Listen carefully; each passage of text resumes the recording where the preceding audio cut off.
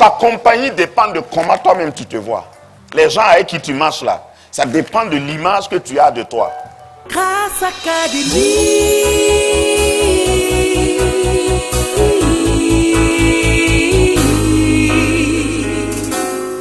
Que la lumière soit. Que ta lumière soit. Que la lumière soit. L'intention de Dieu depuis la création, en créant l'homme, en fait, n'était pas de créer une église. Jésus est venu pas pour fabriquer des chrétiens. Jésus est venu pour faire des citoyens d'une autre cité, d'un royaume. Tu es un digne représentante, ambassadeur, plénipotentiel du royaume des cieux. Tu es mandaté par le ciel et tu es équipé pour représenter Dieu, représenter son règne partout. Quand tu te déplaces, tous ceux qui sont sur la route te cèdent le passage. Mais pour pouvoir représenter Dieu, il faut le connaître. Pour le connaître, il faut marcher avec lui. Il faut que tu passes par une transformation de mentalité.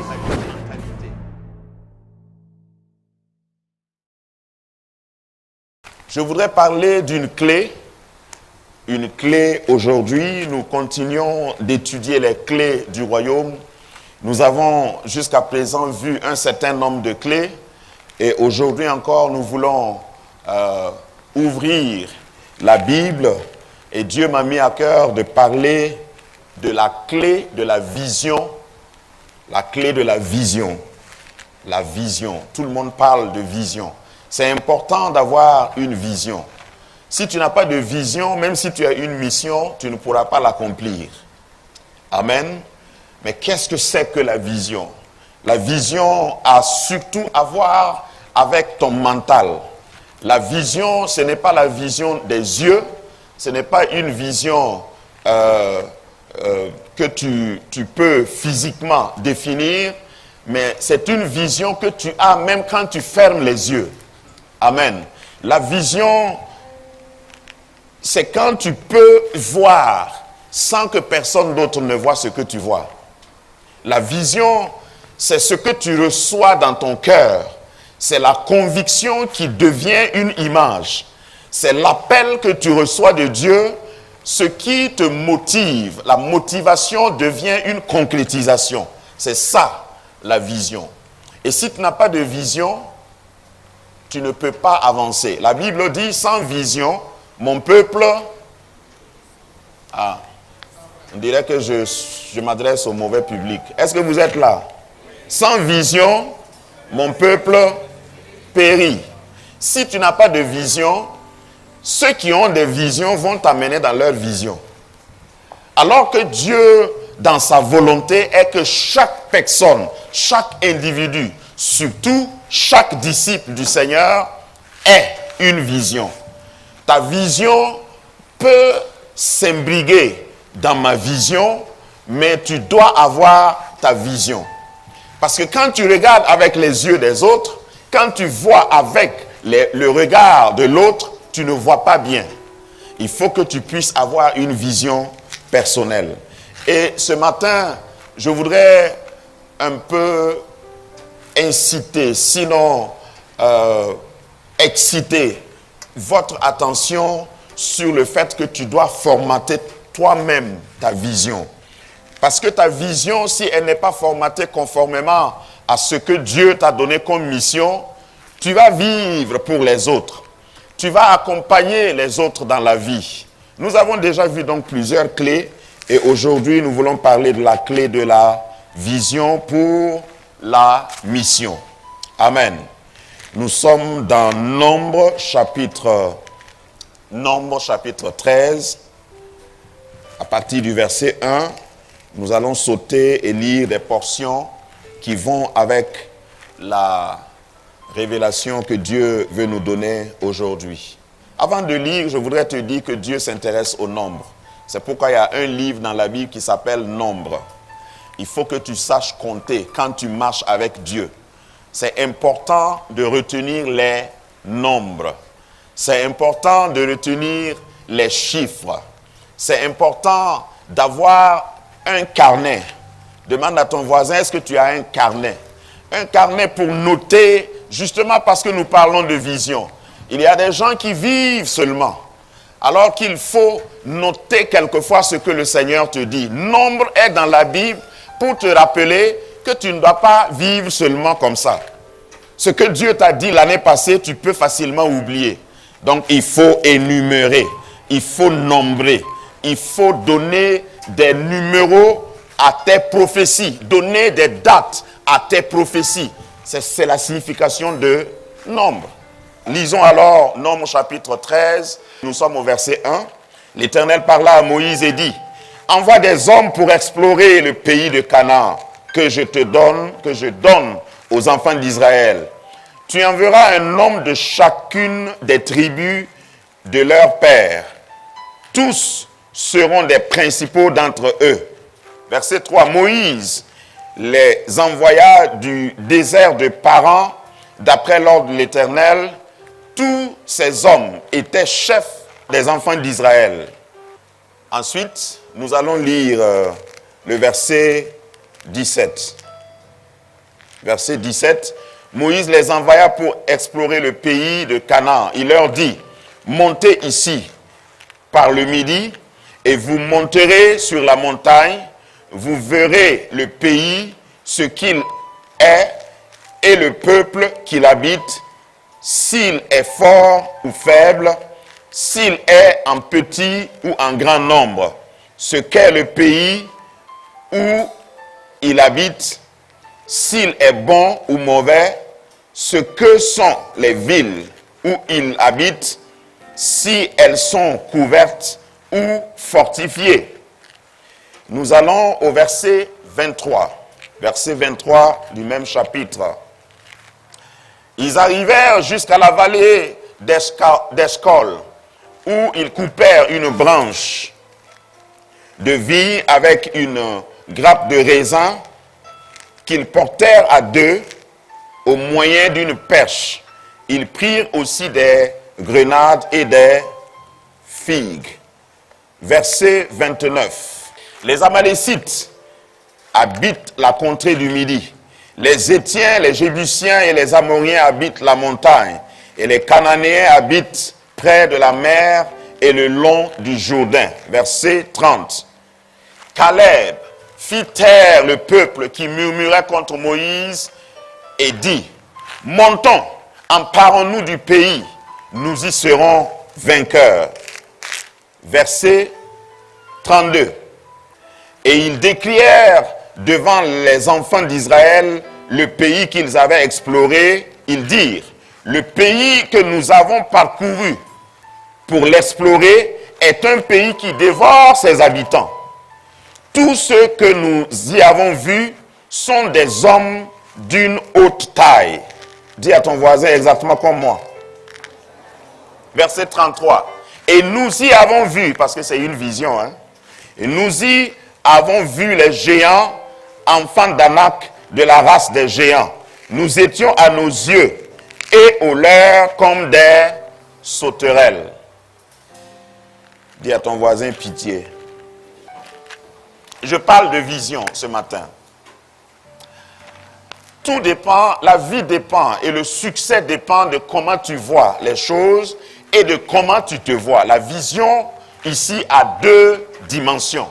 La première dimension, c'est d'abord comment toi-même tu te vois. Quand tu te regardes, tu te vois comment? Et quand je dis quand tu te regardes, ce n'est pas forcément au miroir, mais quand tu te regardes, quand on parle de toi, quand on prononce ton nom, toi tu te vois comment? Parce que si tu as une grande vision de toi, si tu as une vraie vision de toi, et la vraie vision de toi, c'est celle que Dieu dit que tu es. Dieu a promis aux enfants d'Israël de les conduire dans un pays où coule le lait et le miel. Le lait est produit par quoi? Par qui? Comment on peut avoir le lait? Il faut traire.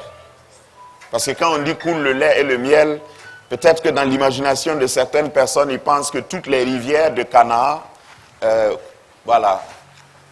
regorgeaient de lait. Et que le miel croisait les rivières de lait. Non. Qui donne le miel? Les abeilles. Je vais choquer ta pensée. Quand Dieu te promet la terre promise, quand Dieu te dit qu'il va t'amener dans la terre promise, arriver à la terre promise, mon frère, il faut élever des vaches. Quand tu arrives à la terre promise, c'est vrai, il y a du miel, mais il faut que tu puisses collaborer avec des abeilles. Beaucoup de chrétiens n'aiment pas ça. Ils ne veulent pas des messages comme ça. Que le Seigneur vous bénisse. Amen. Que le Seigneur fasse tomber tous vos ennemis. Amina. Que le Seigneur t'élève. Amina. Mais Canaan est occupé. J'ai l'habitude de dire que toutes les places qui sont bénies sont déjà occupées. Toutes les places qui sont bénies. Même si tu veux ouvrir une boutique dans ton quartier, si tu commences à penser à la boutique, tu vas commencer à numéroter, à compter les boutiques qui sont déjà ouvertes. Et si tu n'as pas une vraie vision, tu vas dire, c'est pas la peine. Si tu n'as pas, c'est pourquoi je parle de la vision à 2 dimensions. La première dimension qui concerne toi-même.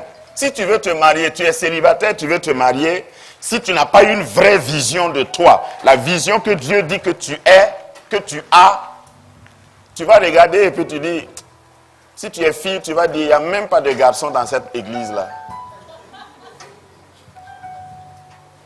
Et tu vas regarder et tu dis, il n'y a même pas de filles dans cette église. Il faut que tu aies une vraie vision de toi. Ce n'est pas ce que les gens disent que tu es. Ce n'est pas ta photo, mais ta vision. Comme ce petit animal, tu peux te regarder et décider de voir que tu es en réalité un lion. Vous êtes de la même famille. Ça, c'est la première dimension. La dimension personnelle. Les gens t'appellent peut-être chat, mais toi, tu t'appelles comment?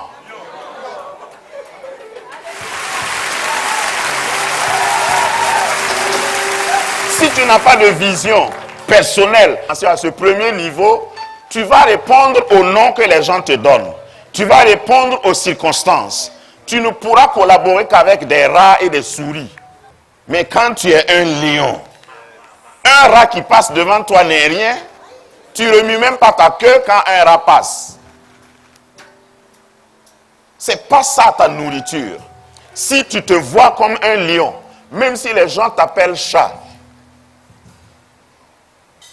tu vas sortir de la basse-cour et tu vas commencer à te promener dans des clairières. Tu vas te comporter comme le roi de la brousse et tu vas collaborer avec ceux qui te ressemblent. Tu vas marcher avec des lions. Regarde, ta compagnie dépend de comment toi-même tu te vois. Les gens avec qui tu marches là, ça dépend de l'image que tu as de toi. Hein, nous autres là, nous ne sommes rien. Oh. Ça c'est une vision. Une vision de toi-même. Il y a des gens qui sont venus à Ouaga, ils sont gardiens. Je ne dis pas que ce n'est pas un bon métier. Moi-même, j'ai été gardien circonstanciellement. Dis Amen. Mais j'ai refusé de rester gardien. Voilà. Je ne suis pas en train de mépriser un métier ou un travail. Donc, tout dépend. Là où tu commences n'est pas le problème ici. Si tu es gardien, refuse que tes enfants soient comme un gardien de père en fils. Ça, c'est pas... Ça, quand même. Quand même. Ou bien, ton papa était chauffeur. Et puis, tu acceptes que chez nous, là, c'est chauffeur qui nous réussit. Il y a des gens qui réfléchissent comme ça. Toi-même, tu n'as pas de voiture, tu gardes toujours et tu rentres à vélo. Que le Seigneur te sorte de ces visions de chat. Ça, c'est la première dimension, dimension personnelle. Comment est-ce que tu te vois? Quand tu te vois comme un lion, tu vas marcher comme un lion. Tu vas arrêter ta compagnie avec les chats. Tu ne vas plus marcher avec ceux qui sont en train d'attendre devant un trou pour avoir à manger. Tu vas aller à la chasse en pleine brousse. Et quand tu finis de manger, tu dors. Ça, c'est le comportement du lion. Quand il finit de manger, il dort. Les biches peuvent passer, il regarde comme ça et puis il dort seulement. Parce qu'il sait que quand il va se lever, quand il a faim, il choisit. Regarde-moi comme un lion, je vais voir. Parce que c'est une vision. C'est un état mental.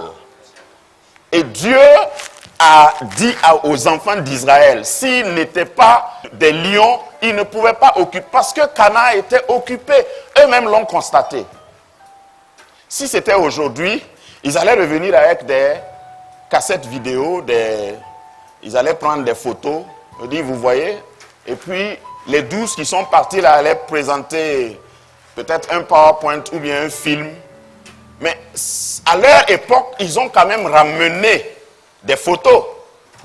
Mieux qu'une photo, ils ont coupé une partie des produits. Ce qu'on peut avoir comme symbole de prospérité et de bénédiction du pays, venir présenter. Maintenant, le choc, c'est parce qu'eux-mêmes se voyaient comme des sauterelles. Grâce Académie, une vision, une plateforme, un cadre d'expression et d'épanouissement pour tout l'homme. Une ambassade du royaume de Dieu, un peuple d'adorateurs, un centre multiracial, une église sans cloison avec pour seule passion vivre la réalité de l'évangile de Jésus-Christ. Grâce Académie, une voix prophétique et une vision pour sa génération. Situé à Ouaga 2000, à 700 mètres de l'ambassade des États-Unis, côté Est.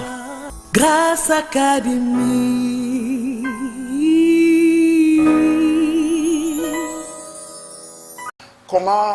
Regardez comment quelqu'un comme moi, je peux être une sauterelle.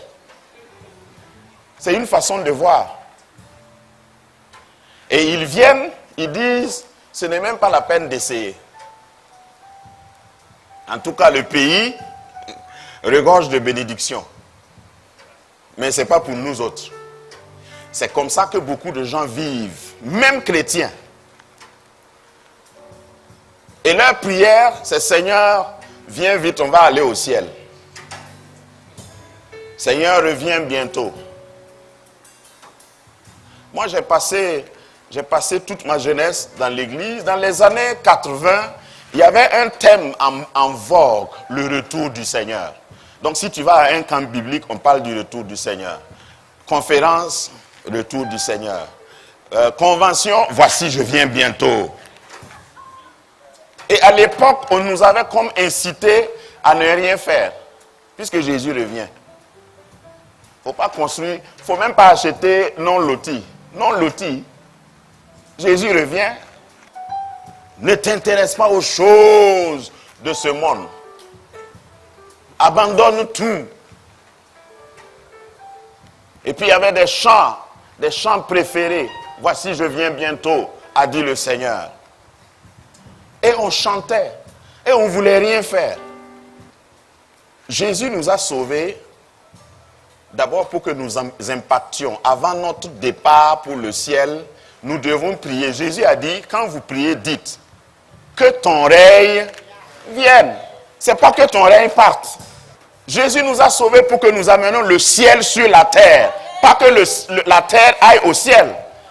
On n'a pas besoin de toi au ciel. De toute façon, si tu ne le sais pas, le ciel est déjà occupé. Et pour le moment, tu ne peux rien faire là-bas. Et si tu meurs avant nous, on va te garer quelque part jusqu'à ce que nous tous jusqu'à ce que Jésus revienne au son de la trompette. Si tu es mort avant nous, nous les vivants, parce que Paul aussi croyait qu'il allait être vivant. Il dit, nous les vivants qui serons restés, nous serons transformés en un clin d'œil. Regarde, moi je vis en attendant la transformation. Et avant que Jésus ne vienne, en attendant qu'il vienne, je veux occuper Canaan. S'il y a un occupant à Canaan, et je sais qu'il y en a, il est illégal. Quand j'arrive, je vais dire, le titre de propriété a changé. Dieu m'a promis que je dois occuper cette place. Tu es sur ma parcelle. Est-ce que vous ne voyez pas ça dans la vie réelle? À Ouagadougou, il y a même des immeubles qu'on terrasse, on rase. Il y a des gens qui sont assis et disent, moi je suis né ici. Je ne bouge pas. Ça dépend. Dis à ton voisin, ça dépend. Tu es en location, tu aimes bien ton quartier, tu aimes bien ta maison, et puis le propriétaire cède ça à quelqu'un d'autre, sans même te consulter. Peut-être qu'il va te donner légalement un avis pour que tu puisses déménager. Mais quand le temps vient, regarde, quand moi je vais arriver, parce que j'ai reçu mandat d'occuper ce territoire de Canaan, il faut que l'occupant illégal quitte. C'est ça la promesse que Dieu a donnée à ses enfants. Et pour que tu puisses chasser un occupant illégal, il faut que tu aies une vraie vision. Tu étais esclave. Vous savez, c'est très très difficile. Et si vous allez aux États-Unis et vous voyez les quartiers africains-américains, les quartiers des Noirs, fils d'esclaves, il y a comme des résidus de mentalité. Ils n'arrivent pas à s'en défaire. Même quand ils gagnent l'argent, ils veulent prouver qu'ils ont l'argent. Vous savez, quand quelqu'un a grandi dans la pauvreté et dans la faim, je ne vais pas détailler, mais il y a un ami qui m'a fait remarquer, parce qu'on avait nommé quelqu'un à un haut poste, mais c'est quelqu'un qui avait souffert longtemps et il ne mangeait pas à sa faim. Et il y avait une grande réception. Vous savez, à la réception, vous pouvez savoir qui vient d'où. Quand il y a beaucoup à manger. Comme il n'avait pas l'habitude de manger, il pense qu'il faut manger une bonne fois pour toutes. Il veut, ou bien il va acheter une voiture qu'il ne peut pas entretenir pour prouver qu'il est arrivé. Les enfants d'Israël sont sortis d'Égypte, mais l'Égypte n'était pas sortie d'eux. C'est pourquoi ils ont fait 40 jours dans le désert, en train de tourner. Question de vision, de mental. Il faut que tu chasses tout ce qui est égyptien de ta mentalité, de ta vision, pour pouvoir entrer à Canaan. Sinon, tu vas avoir un peu le spot publicitaire, parce que les raisins qu'on a apportés, c'est comme un teaser, c'est comme un spot publicitaire qu'ils ont vu. Voilà ce que vous gagnez quand vous arrivez à Canaan. Et puis tu dis, ah ça c'est vraiment bien. Mais il faut que tu puisses chasser les occupants. Et quand tu arrives à Canaan, il faut que tu puisses t'occuper. Dis amen à ça. La prochaine fois, je vais parler de ça. Pour avoir le lait et le miel, il faut élever, il faut être éleveur. Il y en a qui veulent s'asseoir seulement et qui ne veulent même pas prendre la cuillère. Ils veulent qu'on mette directement dans leur bouche. Donc la deuxième partie ou la deuxième dimension de la vision, c'est comment tu vois les autres. La première étape, c'était comment tu te vois. La deuxième dimension, c'est comment tu vois les autres. Parce que même si tu as une grande vision, tu vas trouver quelqu'un qui est plus grand que toi en face de toi. Dis amen. Maintenant, peu importe quelle est lui sa taille, toi tu as une taille. Et puis tu as une vision. Et je veux t'apprendre que même les géants tombent. Tu ne me crois pas?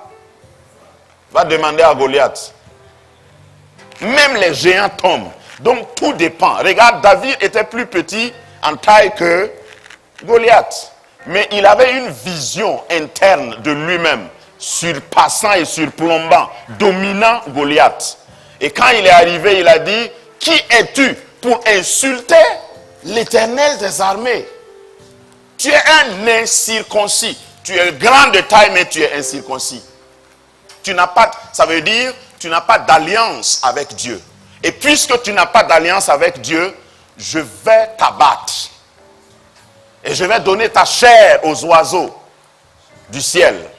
Aujourd'hui, tu peux faire ta dernière prière. C'était un petit garçon. Les recherches disent qu'il avait entre 13 et 17 ans. Et il a terrassé le géant. Comment est-ce que tu vois le monde extérieur? La vision, c'est très important. Si tu laisses le monde extérieur avoir une plus grande vision que toi, parce que ici, ce n'est pas la taille physique seulement, c'est la vision. Quand tu penses à tes enfants, dans 15 ans, tu les vois où? C'est ça aussi la vision. Alors commence à préparer tes enfants pour qu'ils soient des lions. Ne dis pas à tes enfants, quand tu seras grand, quel genre de maison tu veux louer. Ne parle pas comme ça à tes enfants. Toi, tu es venu à Ouaga, tu étais en location. Peut-être tu es toujours en location.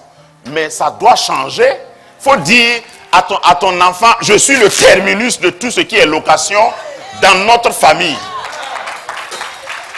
Mes parents étaient en location, moi-même je suis né, je suis en location, mais c'est la fin. À partir de moi, je trace un trait.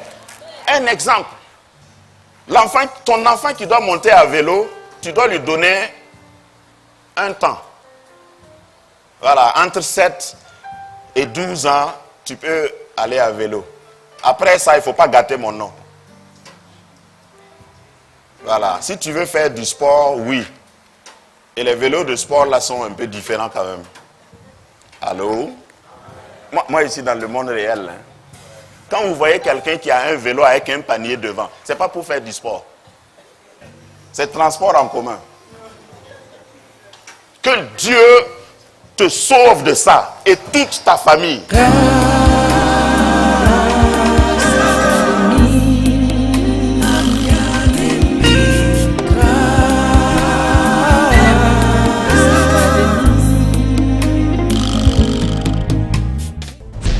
L'intention de Dieu depuis la création, en créant l'homme, en fait, n'était pas de créer une église. Jésus est venu pas pour fabriquer des chrétiens. Jésus est venu pour faire des citoyens d'une autre cité, d'un royaume.